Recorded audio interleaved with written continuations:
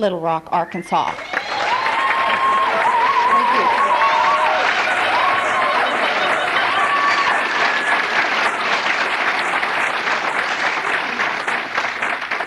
Hello, Eureka Springs. Hello, Mary Pearl. I am so glad to be here. When Mike called and said, I said, well, I was just there a few years ago. He said, yeah, but I love you. Oh, well, I've never been able to turn down an alcoholic who loves me.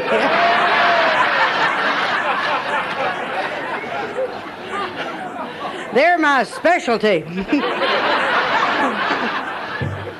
It was exceptionally pretty driving up here Thursday. J.D. and I had a leisurely drive and just looked like snow all out through the hills, all the dogwoods abloom. It's always a special time for me. And I appreciate very much the committee and Mike for allowing us to come and participate again this year. It's just always a thrill. I love to be. There's nothing I like better than being with a group of alcoholics and Al-Anons, I'm telling you. We're the people that know how to have fun. Now, when I came into Al-Anon many years ago, I wasn't real happy there. I wanted to be an alcoholic. Well, there was laughter in the rooms of Alcoholics Anonymous, and in the Al-Anon room was those little thin-lipped cookie-baking bitches,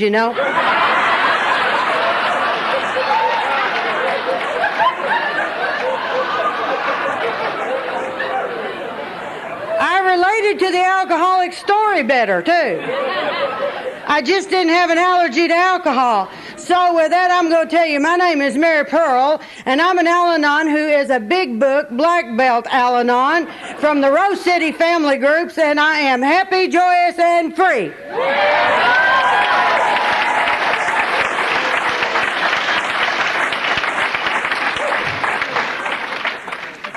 Poor little old Charlie. Where is Charlie? I scared him. I guess so. We've had a big book study at our group, the Al-Anon group, for over 10 years now. We might could teach him something. Anyway. I love to play with Charlie.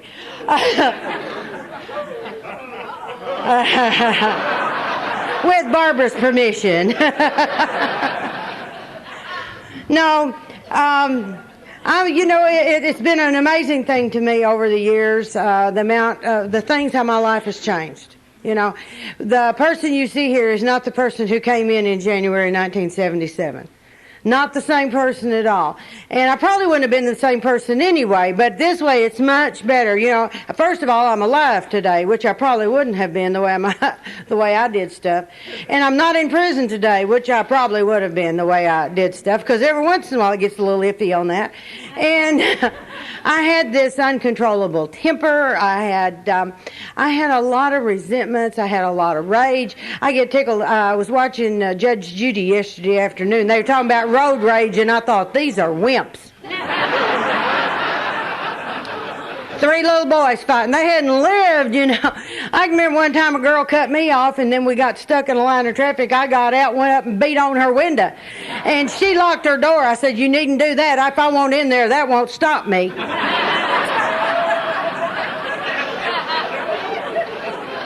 I had her begging forgiveness on the I-30. And that's before I was carrying a gun. J.D. told me, he said, you pull that crap today, you'll get killed. I said, I can give back, I can give back. No, it's not near as much fun as it used to be to do that madness stuff. But I found a lot of excitement. You see, my drug of choice is adrenaline. I love excitement. If I don't have some, I create some. It's just that simple. And that was one of the things that was going to get me in a lot of trouble. That need for excitement in my life. That need for attention in my life. I'm the youngest of 4 children. And I'm a change-of-life baby, and I was an Army brat. And I was spoiled rotten by my daddy. Absolutely. I loved it. If I'd still been spoiled rotten, you would have a different speaker today. If I could have had my way what I wanted when I wanted it, there would be no need for me to ever change, do anything any differently. And but that wasn't going to be the case. And I'm going to share, Daddy was a retired Army officer of 38 years, and we went hunting and fishing all the time together. And Mother stayed at home. My mother was the kind of person that if you weren't working and doing something productive, you weren't worth anything. Praise God, I didn't get her at work ethic. But anyway, saved from that. My sister had that. But anyway, I would go fishing with Mom and with Daddy, and this one day Mama decided to ruin it, and she came with us. And what she did that day, I caught a little bitty fish, and the first thing she did was she took a look at it, said, "It's not a keeper," ripped it off my hook and threw it back. Well, I went into a screaming coma right there in the boat. And my daddy said, "Honey, come back to the back end of the boat with me." And as I got close to Daddy, he said, "And we'll get her." Now, I didn't know what it meant, but intuitively I knew I was going to like it. And what it meant was that every fish the old heifer caught that day, she would swing around, he would take it off, rebait her hook, she'd swing back around, he'd hand me the fish, and I'd throw it over. Every fish the old girl caught.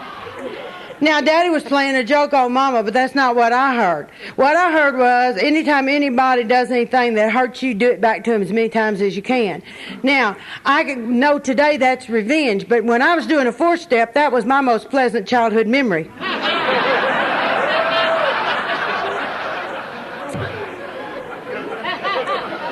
My mother was the disciplinarian in the home. She was the one that had all the rules and regulations, and she was a controller. That's what it amounts to, I know today. And you see, my mother had been damaged by the disease of alcoholism. Her mother, her father, 2 brothers, and 2 sisters were alcoholic. My mother didn't drink. I think she needed one. She might have been a happier camper. But anyway, because I hear y'all say you take a drink, you get relief, you feel better. She never felt good. Never felt good. She was always mad. When I was 12 years old, I watched my father die of a heart attack on the 30th of November. And it just, my world ended as I knew it, because he was my protector, he was my best friend, he was my buddy. I felt loved, and all that was taken away. I no longer felt good. And not only that, I had been taken to church, and I believed that God loves you, and that you'd sing the little songs, "Jesus loves me," and then all of a sudden I know that's not true. Because if Jesus loved me, he would not have taken away my daddy. So I turned away from any kind of spiritual belief, value system, or anything at the age of 12. Now, I didn't know it at the time. This is all retrospect, and this is my story, you know. This is what I have learned since I've come to you. I've learned a lot of things about me that I never knew, and I know why I do the things I do. It doesn't always stop me from doing, because as we know, self-knowledge alone avails you not much, you know. And half measures avail you nothing. So there we are. But anyway, I went on and I declared war on my mother. I was really mad at God for letting her live, and it was her fault. And so I took it out on her. Now, I know today if I'd had a kid like me, I'd killed it. Very simple, very simple. There was a lot of physical abuse in our home. There was a lot of verbal abuse in our home, because Mother and I had declared war on one another, and whoever dies, the other one wins. And that's the way it was growing up.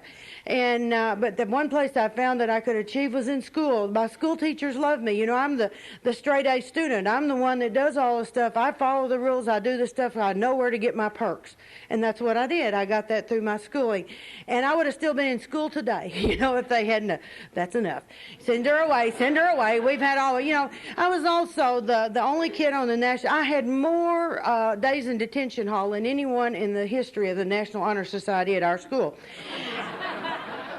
I had this little discipline problem, you know. I mean, I was smart, but I didn't have a lick of common sense. And I thought I could do everything and get away with stuff, and the rules didn't apply to me. You know, that's like, you know, you can find out real easy if you're one of those kind of people. Do you follow the speed limit? See, none of you do. That's the reason we're here. You know, if it says 60, you got to go 62, for God's sake. You know, you have to just push it, you know, just push the edge a little. And that's the way I would do always. I would just push up to the edge and then step over, you know. It's exciting out there over the edge. And when I was 16, I went to jail the first time. And the first time, don't you like that? See, I'm a low bottom Al-Anon. That's the reason they love me, you know. And it could have been, I could have had a ticket for speeding, but instead I got speeding, resisting arrest, assaulting an officer of the law, hitting an officer of the law, actually kicking him. And they took me to jail. So that was when I was 16. You know, I'm off to a good start. Later on, I would get there, still into the violence, obviously. But anyway, in the 50s, they built the Little Rock Air Force Base.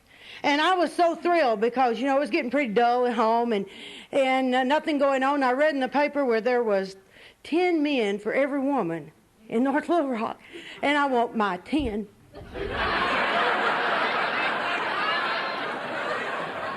So I went out to the base of trolling. And I want your 10 and your 10 too. I mean, is there ever too much of a good thing?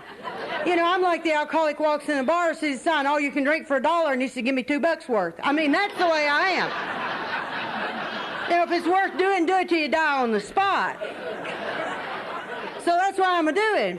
I'm out there, and I met this little old Yankee boy. Now, things were really bad at home, but back when I was growing up, you only left home if you went away to college or if you got married. That was the only two acceptable ways to leave home. If my mother said, I told her, I said, I want out. I want an apartment. She said, you can't. And I said, well, why not? She says, because. She's the only girls that want out and own an apartment are wanting to be doing stuff they ought not to be doing. That may be true, and I did. But I wanted to. Let me out there. And, well, you see, in our home, you couldn't do much. Mama was real conservative about things. And she was firmly convinced that if you wore nail polish, you'd be a whore. And, well, see, if you paint your nails, it's just the first step before you smoke. And if you smoke, you're going to drink. And if you drink, you're going to be a whore. So there it is.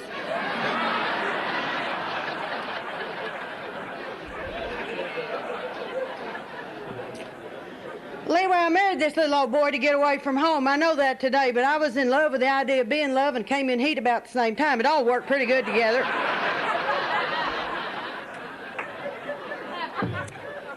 And he took me away from home. He took me further than I asked to go. He took me to Newfoundland.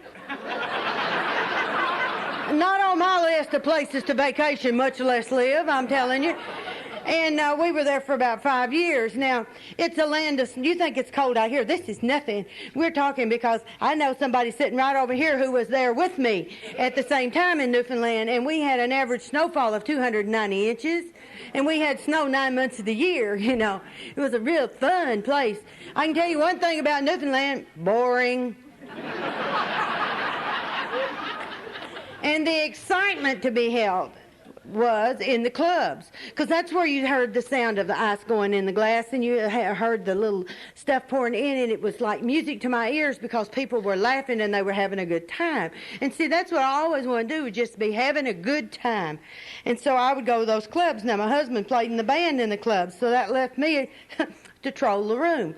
And I found slot machines and other men. It was wonderful, just wonderful. I found enough excitement there it ruined my marriage. I got carried away. I like to say that, doing everything till you can die on the spot. And so I worked for the American Red Cross when I was there. I was assistant field director, and I liked it. It was a position of power. Because if you are a military guy on an overseas base, the only way you can get off that base for emergency leave is with Red Cross verification. So it gave you a little bit of power there. And so I had me little things going on, like I had a black market going on the flight line. I got homesick for Arkansas food, and it was in the summertime, and so there was a big KC-97 going down to Maryland, and the guy went on down, and they picked us up a load of watermelons and brought them back, and I was selling watermelons up in Newfoundland for $10 a piece, and this is in 1962. Well, supply and demand, let me tell you, But when our assignment came back, we were supposed to, after 5 years in Newfoundland, we were supposed to go to Minot, North Dakota. And I said, I'm not going to Minot. And I said, I've been in this cold, snowy stuff all I want to go back where it's going to be wonderful and it's going to be different. I want to go back to Little Rock Air Force Base. Isn't it funny how you get away and you think everything's going to be different? Well, see, the only problem is wherever you go, there you are, And I didn't know I was going to be taking me back. And the guy said, well, there's not an opening in your husband's career field. Well, a little thing like that's never stopped me. And I said, well, change it.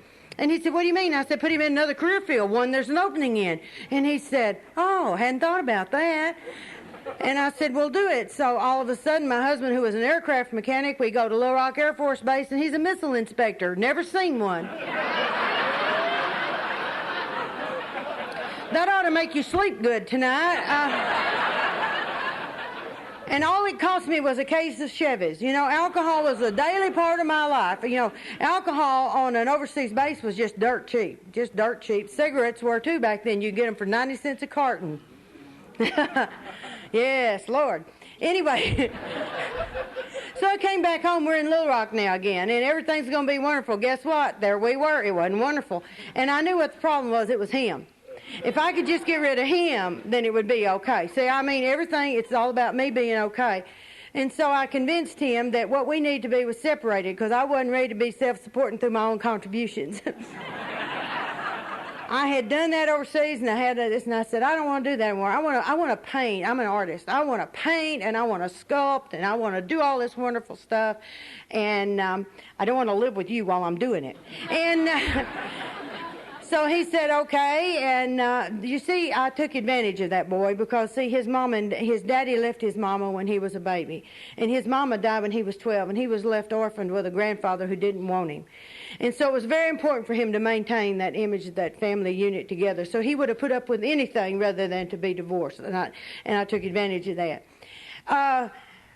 So he went his way, and I was going to live there, and I did what I wanted to do. And the only problem about that is, all my life I did what my mama told me not to do, and I had done what my husband didn't want me to do, and now I can do what I want to do. And you know something? I don't know what to do. You know, that's a strange thing, but if you've never had that freedom, you don't have a clue. And so I got into trouble. And I began to watch. I've always been a people watcher, too, and I began to watch what was going on in my neighborhood, and there was a boy across the street, and I knew he was one of them.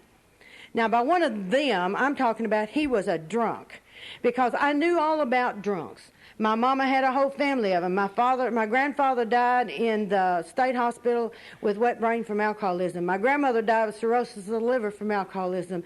My uncle, A.B., was shot in bed with another man's wife. He was my favorite. I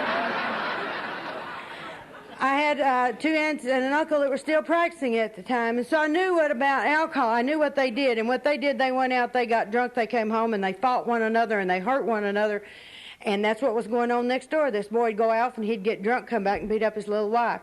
And she was French-Canadian and spoke very little English. Well, see, I'd been living in Canada. I could speak. And so I went over there, and Joanne and I became very good friends. And she got pregnant, and the night she went into labor, he came home and beat her up. And she came over to my house, and her nose was bleeding, and her mouth was cut. And she said, will you take me to the hospital? And I said, sure. And I went over with her. And you know how alcoholics will pass out on the bed with that little smirk on their face, like they've done something good? He was so pleased with himself. And I looked at him, and I looked at her, and I thought, you know, somebody ought to whip his butt. And then I had my first spiritual awakening. I'm somebody.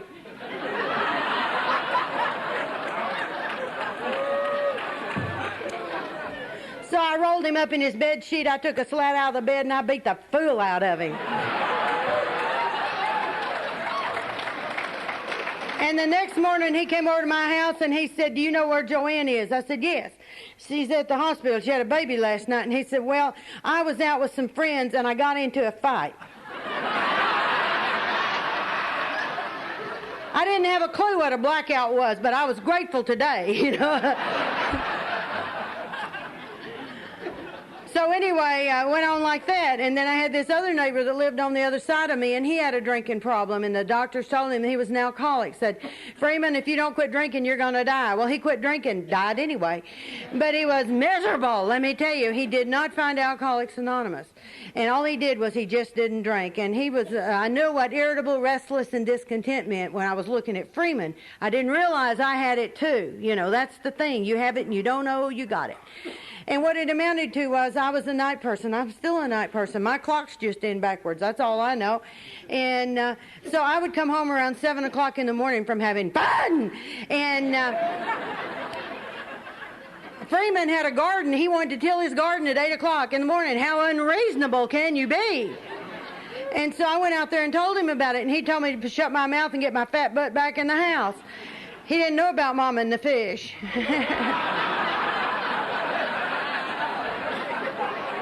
So I got my daddy's frog gig and headlight, and I mowed grass at 11:30 at night. Well, the sheriff came to see me. Have you never noticed how law enforcement people are very narrow-minded?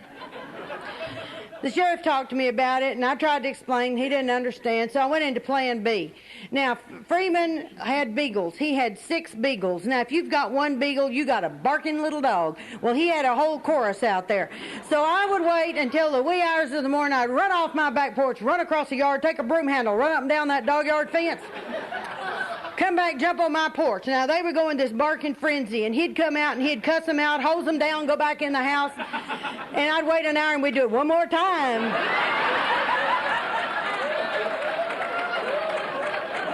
Well, the sheriff came to see me. And after several more plans, it became obvious the sheriff and I are beginning to develop a relationship. So I had to, and that's when I noticed, okay, direct your energy somewhere else. You got a neighborhood softball team. Well, I'm an athlete. I love sports. So I said, that's it. So I got me some stretch boots and hot pants, and I joined the team. I am here.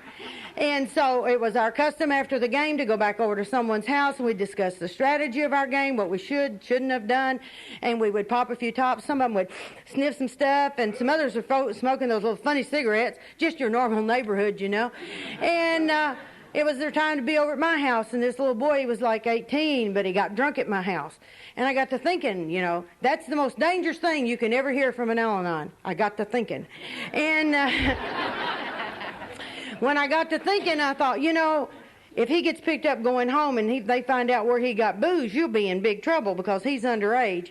So to cover myself, I decided I'd drive this boy home. Now, it was around Mother's Day, and he had bought a China tea set for his mother for Mother's Day. So get the picture. It's 2 or 3 o'clock in the morning. I'm going into a strange house carrying a China tea set, escorting a drunken 18-year-old kid. Okay? Never been there before in my life.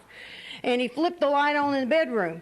And when he did, there was a man laying on the bed in his underwear. And he looked up and said, well, hot damn, little brother, you brought us a broad home. And I said, not tonight, fella. But that's who I'm married to, J.D.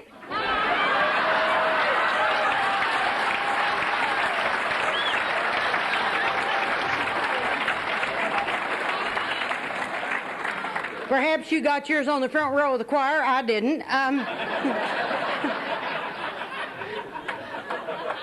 Later on that summer, we started dating, and it was just wonderful. I mean, we could talk to one another about anything, everything. It was the most open, warm, wonderful relationship I'd ever had. However, there comes a point in time when there's a time to tell things, and if you go past that time, there doesn't seem to be a good time that sort of lends itself. And so we had a wonderful courtship, lasted about 4 years, and he ruined it. He asked me to marry him. And that's when it occurred to me I had forgotten to give him some information. And I said, J.D., I can't marry you. And he said, why not? I said, because I'm already married. And he was shocked. Now, see, intuitively I knew if I told him I was married, he would not have dated me. And so that's one of those things, you just don't say. And he said, well, you sure didn't act married. And I said, well, I forgot.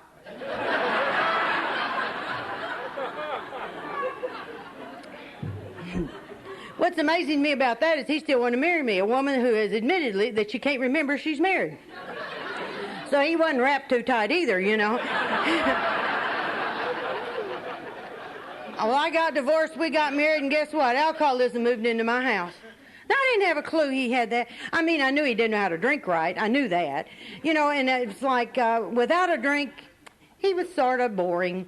But if he had a couple of drinks, he was exciting. I just didn't have him very long because he never stopped at 2 drinks, you know. It was sort of like having a harem. You know, you'd have the guy that picked you up, the guy that had 2 drinks, and then there was the guy that had about 4 drinks, and he began to feel sorry for himself, and then you had the guy that had about 8 drinks, and then he got a mouth on him like an old Chevy trunk lid, wouldn't cut down. And then there came the guy that you had to put out of your misery. And all in one night, you know, it just so exciting, you know. And it was real funny, you know, when we got married, I thought that his drinking would stop because, you know, it's like you get married and everything changes. You know, he would come home and he would be, and he didn't. Those things, and he said, you sold me a bad bill of goods. I said, what do you mean? He said, well, for one thing, you never bitched about my drinking, you never had a headache. He said, now all this stuff. And I said, well, when you get that piece of paper, it makes things different, you know, but you don't tell them till after you get the paper. But it's like, okay, it's time to shape up. It's tried to be a real family here. It's tried to do those things. And that wasn't going to happen in our house because the disease of alcoholism was there for him, and the disease of alcoholism was there for me as well. Because the sick thinking and all the reacting and the things, now that we were on that downhill thing. And we didn't realize, I don't know about you, but have you had the relationship where it peaks out at the beginning and then goes downhill? I mean, that was how it was with us, you know. It was so good, and then, here we go. And as the disease progressed, so did the insanity, so did the hard feelings. So there was violence, like I say. That violence that I had toward that boy across the street now happened to the boy there in the house. And, you know, his daddy nearly got him killed because his daddy would give him pep talks about coming home and getting the pants off of me and on himself. He said, Jim, you're letting that woman control you over there. That's what it is. He said, you'd do better if you would just go home, do what you need to do, get them pants off that woman, put them on, and then he'd go back hurt to his daddy.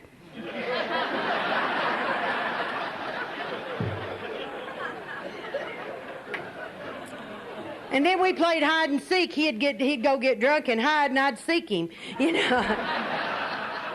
Ain't a bird dog in the world compared to an Al-Non on the horn. I tell you what. We were the best private investigators of the world. You can give us a clue, man, we can go. And we develop a whole network, you know, and we can find you. Don't think you can't be found. We can find you. The problem is when we find you, we don't want to find you the way we find you, because I would find him with her. He had these lower companions that he was just drawn to, you know, and they would be sitting at a table having a drink. Well, God, you can't let that happen. You walk in, you turn the table upside down, you slap her flat, you proceed to pulverize him, and the bouncer throws you out. And you're only there trying to save your home, for God's sake. Now, JD's never been thrown out, but I've been barred from 3 bars and 2 pawn shops. And then if the bouncer was a little ugly with me, then I'd go hand to hand with him, and I'd go to jail for assault. And that was how that would happen, you know. So finally I got to where I quit looking for him, you know. I just quit looking for him, and I just wait for the police to call me and tell me when they had him. And he'd beg them, don't call her. Don't call her. She'll hurt me. Don't call her. And I'd go get him, and I'd bring him home and kill him. And and then we did that one day at a time. Well, sooner or later, you know, we had to do something different. And I told him, I said, I can't live like this. You're going to have to do something. You're going to have to get out. That's what's going to matter. And he said, I don't mean to do this. He said, I don't mean to go out and get drunk. He said, I just want to go out and get to feeling good. That's all I want. But you see, his ability to get there and feel good had long gone away. And I didn't know that, because it looks like to us that you are having that good time and you're doing that deal, and you have a tendency to want to blame us. That's what I noticed, because I'd say, why do you do this? He says, because you didn't do this. And then the next time it was because you did do this. Now, it's the same damn thing. So it's like, you know, your mind, you know, you begin to get a little weird. You get a little quick, you know, just get a little quick. I'm beginning to have health problems. You know, I've got a high blood pressure, probably get a little tick, you know, every once in a while, you know. But everything's fine at our house. And the doctor says, are you under any undue stress? He said, how about at work? I said, no, everything's fine. He said, home, fine. There's nothing wrong with my home. You know, it's okay, you know. So they're trying to take care of you, but, you know, we lie. We lie. We don't tell the truth what's going on because we're ashamed. We're ashamed to tell what's going on in our home. And it wasn't just that I was ashamed to say my husband's a drunk, but I was ashamed to say, hey, I'm an abuser. I don't want to have to deal with that either. And there's something that happens to you on the inside when you hurt other people. It makes you very, very small, and there's a tremendous amount of self-loathing that comes with that. Tremendous amount. You can't hurt another one of God's kids without hurting yourself. It's just that simple. So anyway, I took him to the doctor, and the doctor told him, he said, you've got a drinking problem? JD said, yeah, a slight problem. A slight problem. The Titanic had a little bad afternoon. Okay. And he says, well, you could go to Alcoholics Anonymous. He said, they seem to be able to help people that have drinking problems. And JD said, but I'm not an alcoholic. And I looked at him and I said, that's right. He's not an alcoholic. You know, he wasn't like my mother's people. He did not drink like they did. He didn't do like they did. So therefore, you know, it's funny, all my life I put people in boxes. I had this little box, and this is where you went, and these people went in this box over here, and you defined what they were, and you judged them, and you put them in the box. Well, you can't take them out of the box once you've got them boxed, because that means you made a mistake when you put them in the box. And you can't afford to be wrong, for God's sake, because you feel so wrong that one more wrong is more than you can bear. So you can't move people. Once you get them boxed, they're boxed. And they were the alcoholics over here, and he was my husband over there, and I couldn't put him in the alcoholic box. And I didn't want to either, because that was hopeless and helpless. I knew where that was over there. I had watched my mother try to deal with it an entire lifetime. So it couldn't be that way. But he asked for the doctor for a prescription. And he said that he had some friends that were taking antabuse. And if the doctor would give him some antabuse, he knew he could be okay. Just need a little help. So now the doctor hands us the prescription. I take the prescription because I can't trust him to do anything. And I become the keeper of the pills. Now, I've got high blood pressure. I've got an epileptic dog. Now JD's on the pills. Every morning in a hurry going to work. I can't guarantee who got what, but I can guarantee one thing. Everybody got a pill.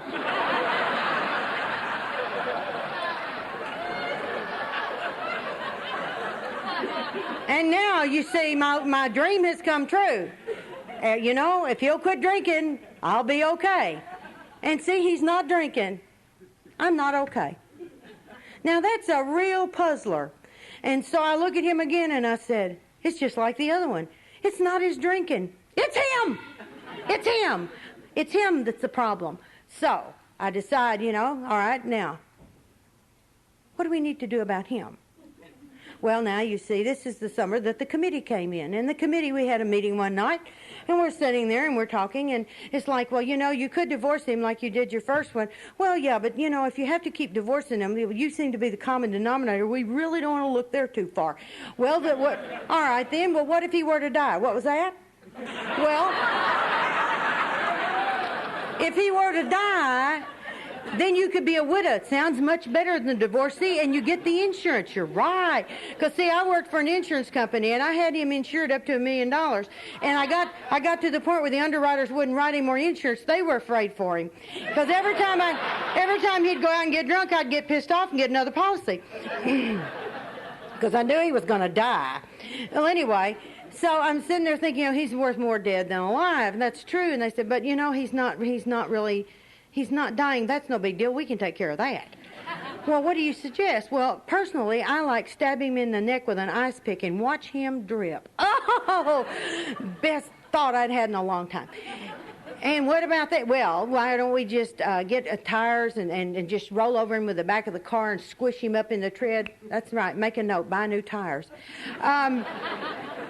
And that's the way my thinking was going. And let me tell you something about that kind of thinking. Now, we all know we can do that kind of thinking. But, you know, when here we're the lucky ones, because, you see, we tell God, ourselves, and another person what we're thinking, you know.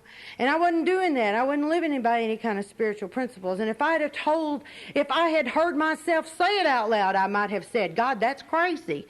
But I didn't, because what you hear in your head makes sense to you. That's the scary part. It makes sense to you. But when you take it outside and look at it and let another person hear it, it makes a world of difference. It just makes a world of difference. But I didn't have that, so it made sense to me. And so I went on, and there was a lady in the paper that had killed her husband, said that he was an alcoholic, and they put her in prison. And I thought, tacky. If I'd have been on that jury, that wouldn't have happened. I can guarantee you that. And so it went on. We had to have another committee meeting now. You know, and it's like, well, what do you think we ought to do now? And so one night we came up with the idea, if an alcoholic were to pass out in the bathtub and drown, who would know? It was a group conscience. We all liked it.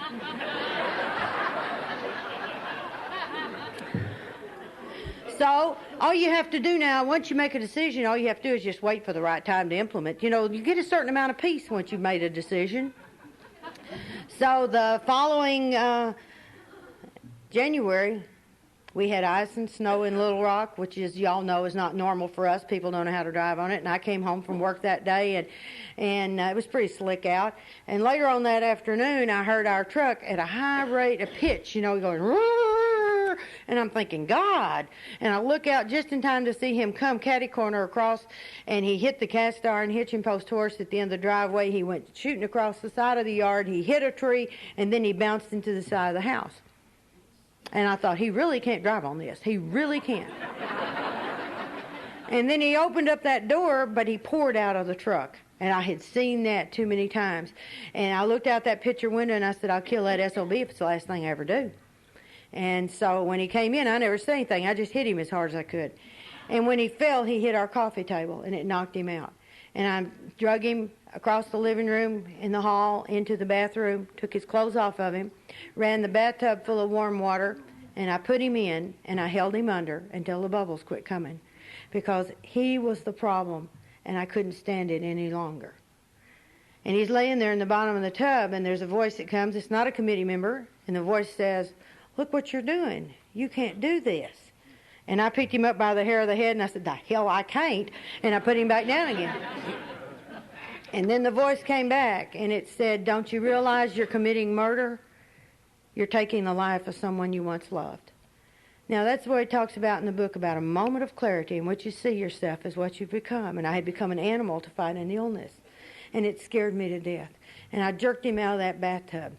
And thank God I had worked for the Red Cross.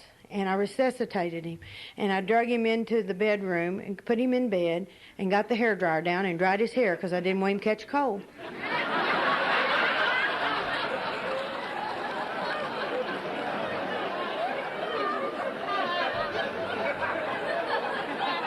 And I had a problem with step 2.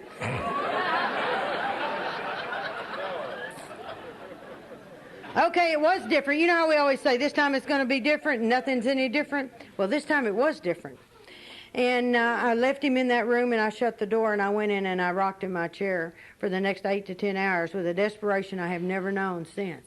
And it was that desperation that I don't know how. I know one thing, I can't live like this anymore. But I don't know how not to live like this anymore. There is no light at the end of the tunnel. It's just absolutely miserable. You need something? Only you can perform this.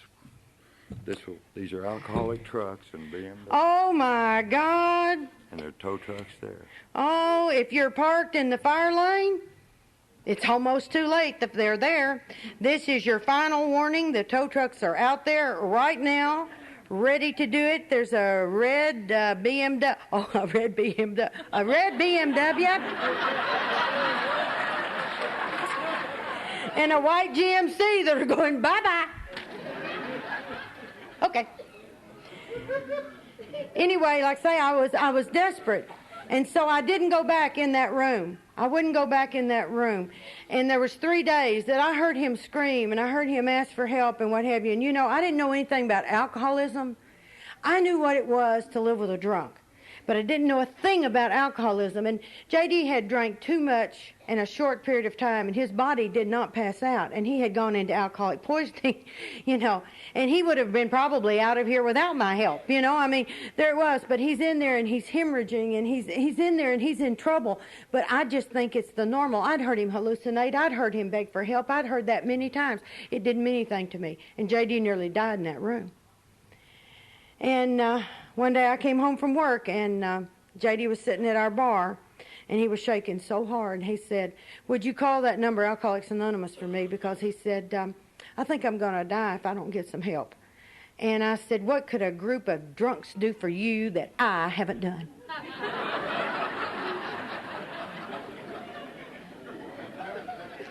He said, "I don't know, but I do know I'm going to die." And he said, "I've been trying to dial that number all day, and with our push-button phone, I keep getting the wrong numbers." He said, I can't seem, I'm shaking too hard.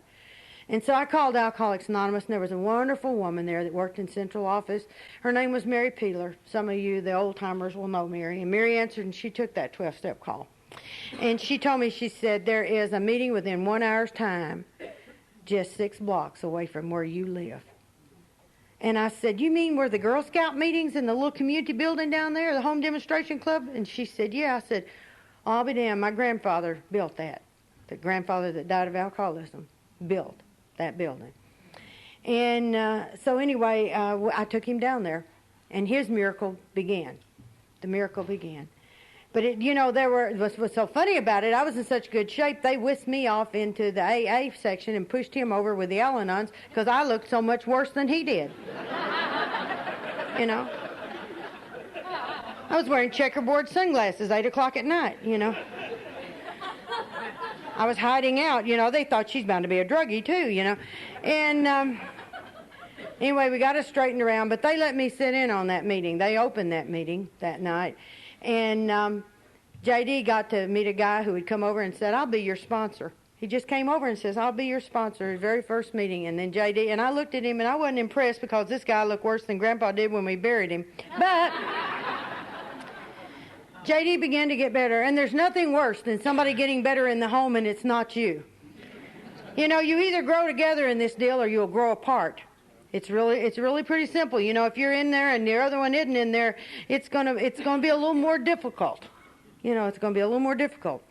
But anyway, later on, I would find it necessary for me to have to make that deal. And every time he'd come in from meetings, he'd bring me little pieces of literature and little brochures and stuff that the Al-Anon girls had sent to my house. I thought, why do they bother with this garbage?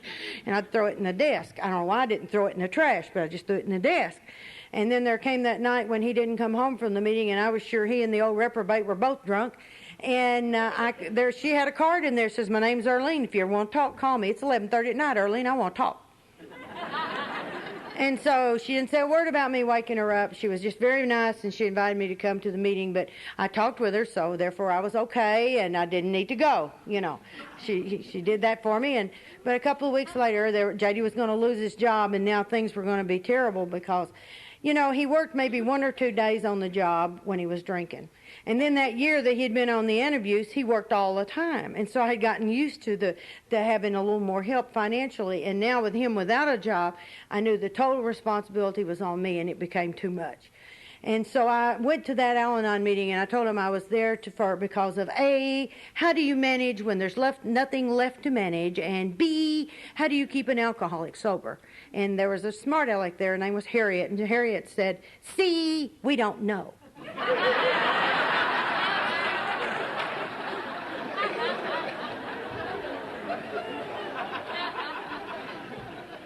And I know today what she was talking about, But what she did, she and this other lady were visiting my group. My home group had 2 members. And there was these other 2 ladies that had come from 120 and a half group, and they were over there. And they began to share what only we can do. They know we understand. And they begin to tell you. And it's like they've been looking in the windows of my home. And I got something there that night that kept me coming back. And for a long time I wondered why I kept coming back in those first, say, 4, 5, 6 months. And today I can tell you the reason I came back was because of unconditional love. I was not a lovable person. I was hostile. I was so full of rage and fear and everything else. But for that 1 hour, I could feel comfort. I felt that love from those people because they cared about what happened to me. And so that unconditional love is what's kept me coming back, And it doesn't make any difference why you keep coming back or why you come. It's why you stay. It's why you stay. And if you don't work the steps and do the deal, you won't stay. People who don't grow, go. It's that simple. We try really hard sometimes to carry a person instead of a message. And we try to spend all this time on this one because we think, God, we really want them to get it. I really want them to get it. And the thing is, I can't get it enough for them. They have to do their own deal. And sometimes that just doesn't happen.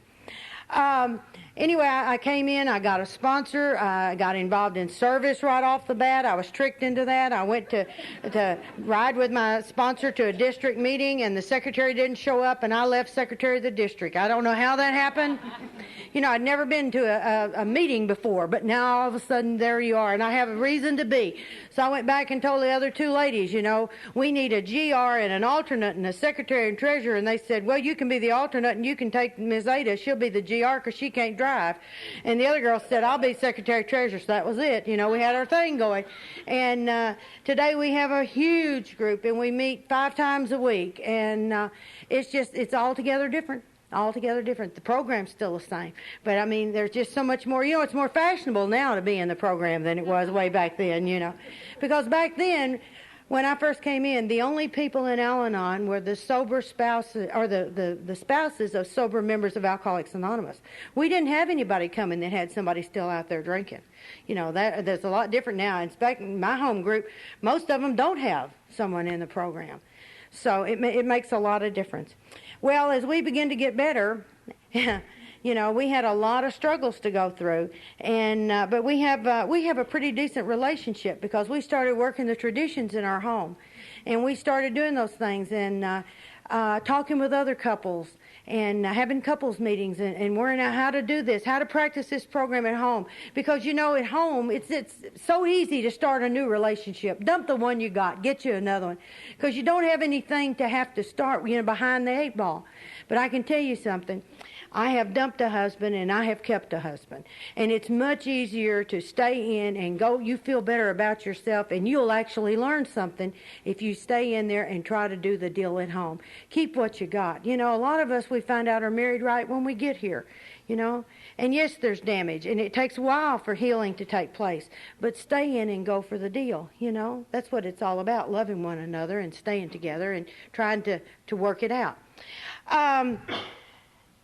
The worst relationship, as you know, was with my mom, and that was one of the hardest ones to deal with because I hated my mom. I hated her all my life. And the main reason I didn't love me, you know, it's real easy to love people who love you, but it's a little harder when you're doing it the other way, and I never felt love from my mom. I never felt that kind of love. And so anyway, I was talking to my sponsor about it, and she says, well, if you're ready, God will provide you a teacher. And sure enough, he did. A girl from Missouri came down. And she had worked through a lot of mama problems, and she began to give me some tools. And the first tool she said was accept your own limitations where your mother's concerned, and that will help you to accept hers where you're concerned. She says it always starts with us. It's we've got to do the deal. And I said, why do I always have to do the deal? When is she going to have to do something? She said, she doesn't ever have to do anything any different. It's what you do that makes a difference for you. You know, this is a program of action, not of other people's action, but of ours. And see, as an Al-Anon, I'm not so much an actor as I am a reactor. You know, and so I had to learn to start taking action instead of doing the reaction all the time. And I found out that children react, adults act. You know, that's the thing. It was my own immaturity, what I wanted. And one day she gave me another tool, and she said, ask God to let you see your mama like he sees her. And I thought, well, what does that mean? And she says, well, God created her, and he knows every day of her life. He's the only person that knows your mama inside out. And maybe he'll give you a glimpse of what your mama's about to help you. And but I went ahead and I began to take actions I didn't want to take. You know, it was really difficult. It's getting close to that time, Mother's Day. You know, you want to find a generic card that says, Happy Mother's Day, bitch. You know. And you don't, well, now that we have computers, you know, we can do those, but God didn't give me a computer until that was over. But anyway, the deal on that was I would go ahead and I'd send those little shoebox cards, you know, the little sarcastic ones. And my mama hated those. She wanted one of those sweet cards. And I said, I just can't do that. I can't do that. I can't send one of those sweet cards. It just goes against everything. And they said, but if that's what your mother will want, if you're going to be a kind of daughter, a kind and loving daughter, you would give your mother what she wants. And so I'd get the card and I'd look at it and go, I can't do this, I can't do this. And then I would scribble Mary Pearl on it real quick and close it up. And then I carried the first one to my sponsor and I said, I don't know if I can do this. And she said, I can mail it. And just there it went, you know. And so the next card wasn't so hard to do and those kind of things. And I got to where I was doing that, and I'm real glad I did, because you see, when my mother was going to pass away, and when I was going through her stuff, she had kept every one of those sentimental cards. That meant something to her, because see, my mother felt that she was not the kind of mother that she needed to be. And when she'd get that card, it said, yeah, you're doing okay. You know, it was giving her positive reinforcement. You know, that's all it was. I went on and I did those things, and then one night I realized that Daddy wasn't a saint, and he wasn't perfect, and that he had done a lot of things. He was sort of passive-aggressive, and I saw that, and I thought, you know, I compared Mother against the saint forever. No wonder she came up on the short end of the stick. And so then finally I said, well, okay, do something different here. And I don't know how to tell her. I tried to make amends to her many times. It always fall flat. We couldn't be in the same room together 5 minutes. We weren't arguing back and forth with one another. So it was unbelievable. And so anyway, I went ahead and I did the deal. Do we have another problem?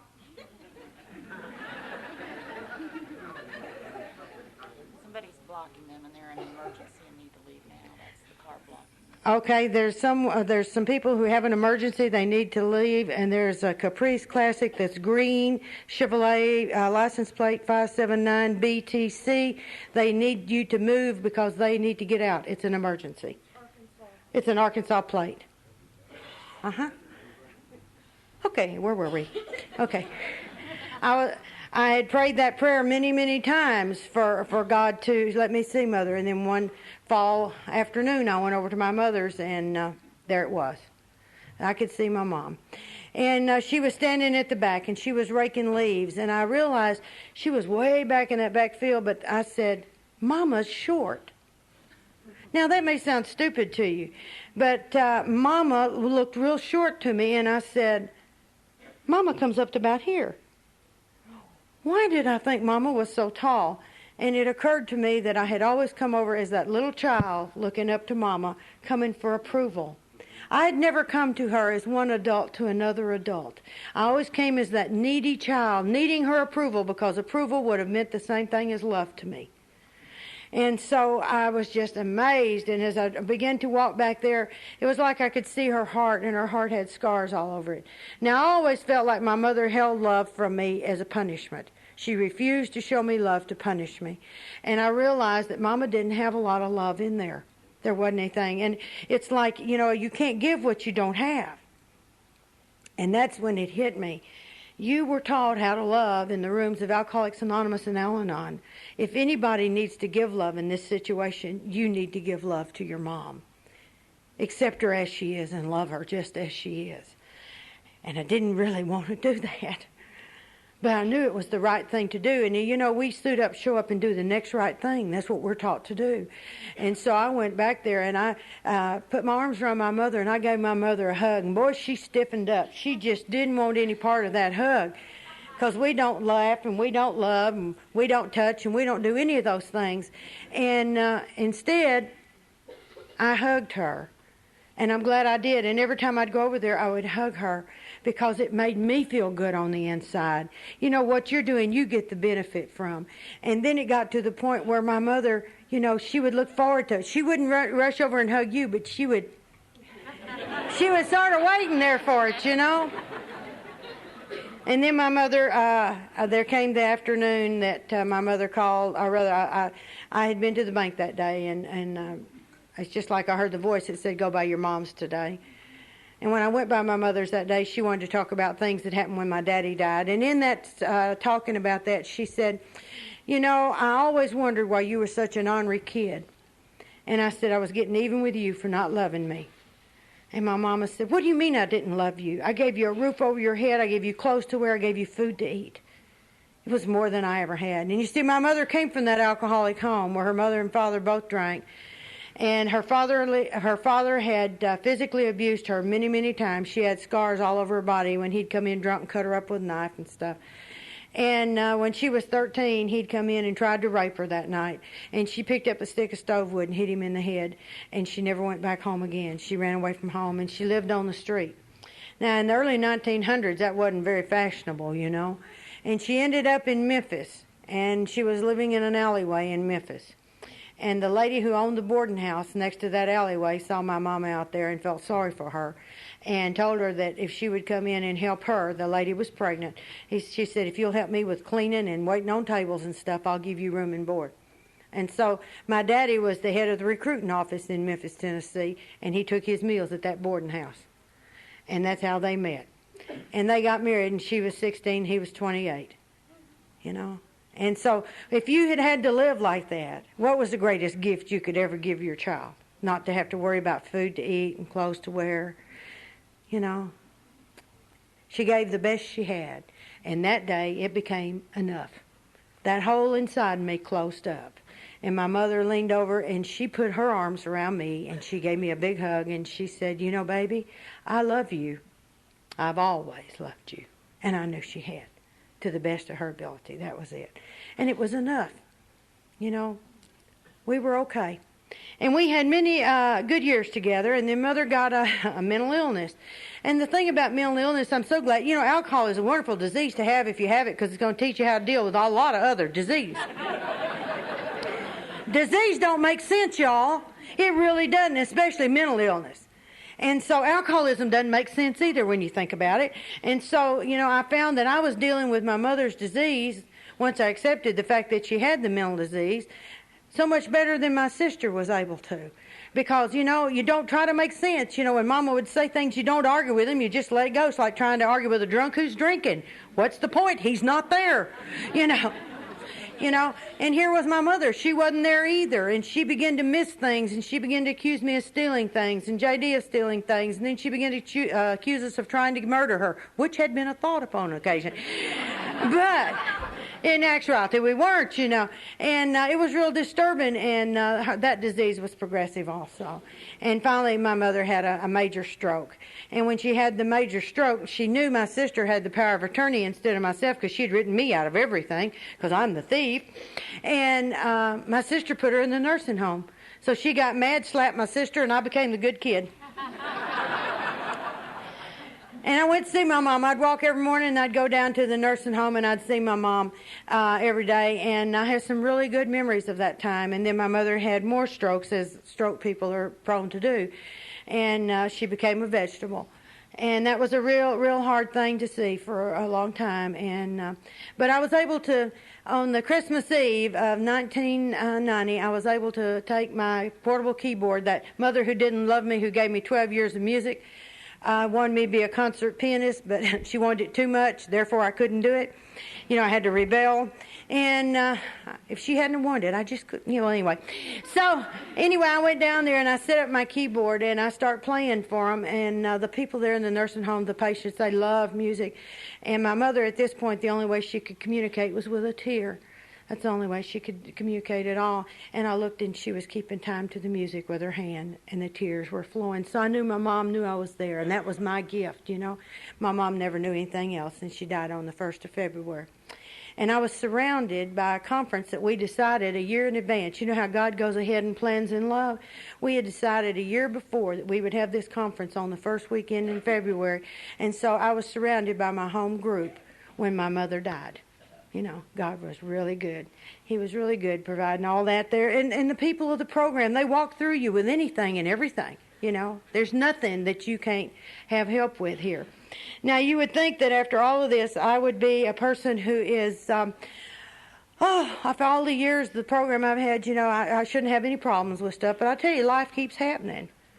Life keeps happening. And to show you, I still have a problem with accepting things. And here a few years ago, I decided I'd have this wonderful, wonderful front yard. And J.D. had the water garden incident, which I told you all about last time. Well, then I decided I wanted the front yard fixed up. And so I did this massive flower bed and free form. And I went to the quarry and got all these rocks. Spent an entire day picking out rocks, one at a time, lining them up. In this little scallop, so you have just enough, not one rock too many, not one rock, but I'm not a perfectionist, but got these little New Mexico whitewashed river rock, and I brought them home, and I put all these hostas across the front, and I put all of these elephant ears up against the back, and in the middle I wanted impatiens, because they're so pretty, and I had every color, 17 flats. That's a lot of impatience. That's a lot of little holes and stuff, And then, the commercials we see on TV, I saw one yesterday for Miracle Grow, I use Miracle Grow, got a 50-pound tomato. Yes, yes. Now, the instructions on Miracle Grow said use once a month, so I used it every week. If once... Y'all understand that. I don't have to explain to one of y'all about that. And so I'm in there, and I got, 4-foot-tall impatiens out in the front yard. And people are stopping, taking pictures. God, have you ever seen impatiens like that? No. And then one afternoon I come in, there's a giant hole in the middle of the impatiens. I'm going, what the hell happened there? Because, see, now, perfection is ruined. There's no way to start new impatiens and have them be the same size. I mean, these others have got 6 weeks on them, it's just ruined. And the patiens are very tender little plants, and if you just knock them over, it just snaps them off. And so there I was, and I was just beside myself, and then J.D. came in, and he says, I found what the problem is. It's a calico cat. Somebody, somewhere in our neighborhood or whatever, this cat decided to use my impatiens as its stalking jungle. And we have a bird feeder, and we got all sorts of squirrels out there in the yard. And so it's a feeding ground. He comes lurching out of the impatiens, and he eats the birds and the squirrels. Well, I just went berserk, and I went on a quest to kill the cat, to get rid of the cat. Now, I have never liked cats. I got attacked by my sister's cat when I was small. I had 16 stitches. Never liked cats. I'm a dog person. So I don't like this cat in particular. So I began to do things. And I began to ask people. Now, people are wonderful. They give you suggestions. One said mothballs. So I got 4 boxes of mothballs. You could smell our house from blocks away. Cat does not bother. It doesn't bother the cat. And then somebody said cracked cayenne pepper. So I went to Sam's, got the big half gallons, and did the yards, Doesn't bother the cat. Must be a Southwest cat. What can I tell you? So then, I'm doing this over a period of time, and then there was, I thought, okay, and a friend of ours in the program has a little pump-up gun, and I said, okay, I'll borrow the little pump gun, and so I'm out there shooting the little pellets at the cat. And so I pumped it up 3 times. I see the cat, I beat him, whap, and he goes, Ew! Like that, and then he comes back. So I pump it up to 6, and I give him a Ew! And he gets it again. And he comes back. It's obvious it's an alley cat. He keeps doing the same thing, expecting something different. I pump it up to 10. I beat in on him. And I shoot the gun. He jumps off the fence just in the nick of time, and I knock a hole in the next door neighbor's house. Not good. Not good. So I decided maybe I shouldn't do that. So I put the gun down for a while. And I went through, and I had a friend up in Oregon the next year. And I planted impatiens the next year, expecting it to be different. Me and the cat, neither one of us are changing here. And so we're doing the same thing the second year, And I have this friend in Oregon, she says plastic forks. She says these little picky plastic forks. She said you put them in handle first, and the cat can't walk on them. I can't either. You got to be able to weed that stuff, So I'm telling my sponsor, she just laughs. She just laughs. She says, you're going to figure it out. And I'm going, wonder, what is she talking about? You're going to figure it out. And so finally when I'm in there and I'm praying, I'm saying, God, I really hate this cat, And then it became very obvious, accept the things you cannot change. You're not going to change the nature of a cat to not go and eat birds and eat squirrels. You're not going to change the nature of the cat, so accept the cat. So, okay, accept the cat. I go out, I told J.D. said he couldn't believe this, but I walked outside and I said, I had named the cat by this time, and so I said, welcome to my yard, FC.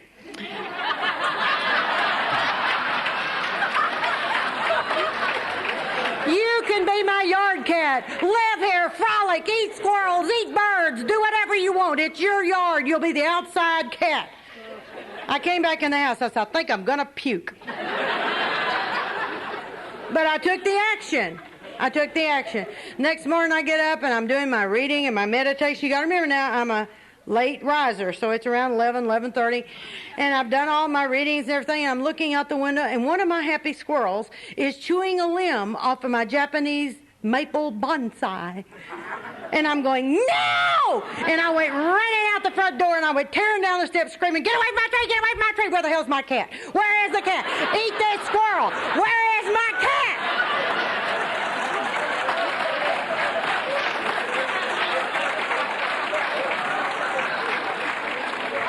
I've never seen the cat again. All you have to do is accept it, and it goes away. Now, to show you how sick I am, wonder what happened to the cat. I drove up and down the streets of town. I'm looking for my cat. God forbid my cat should be smushed on the road. Is that crazy or what, you know? But see, one more time, God has a sense of humor. All you have to do is accept the cat, and the cat went away. Never seen him to this day. I have not seen him. That's been 2 years. I've been looking for my cat, you know. But guess what? The next year, I didn't plant impatience.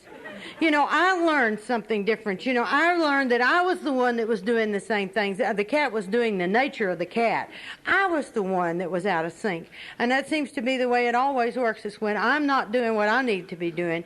And I get real frustrated because that's when I'm trying to force someone, something, some situation to be other than the way it's supposed to be, instead of accepting and changing me. That's the only thing I have any power over, is changing myself. Last year was a really hard year for us. JD and I both had a lot of physical problems, and some very, very painful physical problems.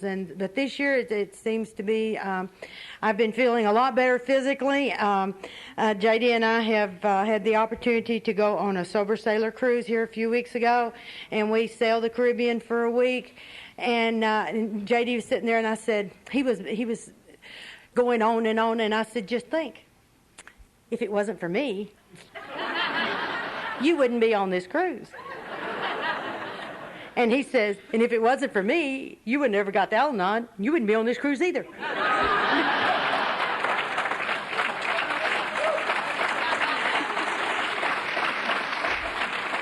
You know, the thing about it is it gets better and better, and the sky's the limit, you know. The bottom line is you can get as much or as little out of this program as you put into it. The more you put into it, you know, if you learn to live it one day at a time, practicing the steps and the principles that are in this program, there is nothing. There is nothing. Because, you see, there was no way to come from where I was to where it is today. There was no way to do that, you know. That's the reason I'm really glad to be here and to be able to share with y'all, because I do feel like that my life has changed. My life is but a weaving between my God and me. I do not choose the colors, but he worketh steadily. Oft times in sorrow, sometimes foolish pride, I forget he sees the top, while I the underside. Not till the loom is silent and the shuttle cease to fly will God unroll that canvas and explain the reasons why. But the dark threads are as needful in the skillful weaver's hand as the threads of gold and silver in the pattern God has planned. Thank you.